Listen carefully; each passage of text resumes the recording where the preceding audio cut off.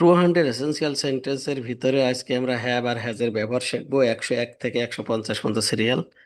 আমার ম্যাশিং আছে, আমি কিভাবে হ্যাভ এবং কোথায় হ্যাজ ব্যবহার করব এটা শিখবো। তাহলে আই এর পরে হ্যাভ বসছে, আই হ্যাভ এ ম্যাশিং। আমার ম্যাশিং আছে।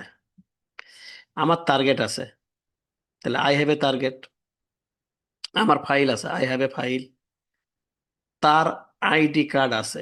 এইবার দেখেন একটু চেঞ্জ আছে, তার আইডি কার্ড আছে, তাহলে হ্যাজটা কোথায় বসলো? থার্ড পার্সন সিঙ্গুলারের ক্ষেত্রে।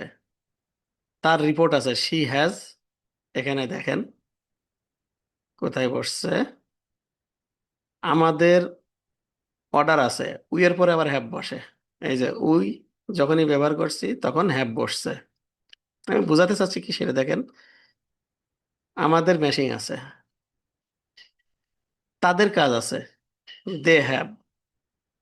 তাহলে হ্যাজটা কোথায় বসলো খেয়াল করছেন? হি সি এর ক্ষেত্রে হ্যাজ বসছে। ইট এর ক্ষেত্রে হ্যাজ বসবে। They have. আমার অভিজ্ঞতা আছে, আই হ্যাভ এক্সপিরিয়েন্স।